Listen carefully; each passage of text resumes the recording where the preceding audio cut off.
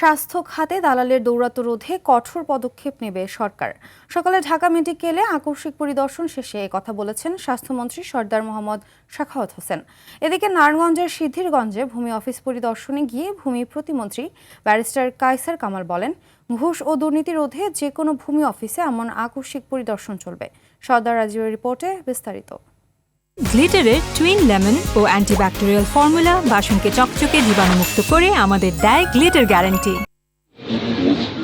বুধবার সকালে নারায়ণগঞ্জের সিদ্ধিরগঞ্জে হঠাৎ ভূমি অফিস পরিদর্শনে যান ভূমি প্রতিমন্ত্রী ব্যারিস্টার কায়সার কামাল। কিন্তু সকাল ৯টাতেও অফিস তালাবদ্ধ পেয়ে বারান্দাতে বসে থাকেন তিনি।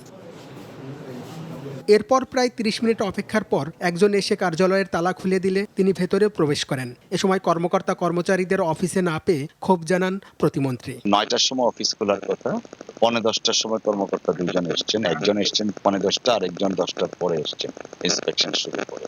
তো এই ব্যাপারে আমরা যথাযথ কর্তৃপক্ষের মাধ্যমে বিধি অনুসারে ব্যবস্থা নেওয়া হবে। এই আকস্মিক ভিজিট শুধুমাত্র সিদ্ধিরগঞ্জের মধ্যে সীমাবদ্ধ থাকবে না, বাংলাদেশের যে কোনো প্রান্তে যে কোনো দিন যে কোনো অফিসে আমরা যাব এবং এইভাবে একটা যেটা বলা হয় সারপ্রাইজ ভিজিট, সেটা আমরা অব্যাহত রাখবো। জনগণ দ্বারা নির্বাচিত সরকার হিসাবে আমরা জিরো টলারেন্স এগেইনস্ট করাপশন সেটা কার্যকর করবো ইনশাআল্লাহ। এদিকে একই দিন সকালে ঢাকা মেডিকেল কলেজ হাসপাতালে আকস্মিক পরিদর্শনে যান স্বাস্থ্যমন্ত্রী সরদার মোহাম্মদ সাখাওয়াত হোসেন। এ সময় তিনি বলেন, যে কোনো মূল্যে হাসপাতালে রোগী ভাগিয়ে নেওয়া ও ট্রলি ব্যবসা সহ সব অপরাধ নির্মূল করা হবে। আমরা শুনেছি আমরা দালাল বা ট্রলি বিক্রি করা যে কাজগুলো, যেমন ওই দিন পঙ্গুতে হয়েছে, একটা অফিস অর্ডার হয়েছে, আমরা এগুলি কঠোর হস্তে দমন করব। মেডিসিন সব পাচ্ছে না রোগীরা, এটা একটা কমপ্লেন আছে।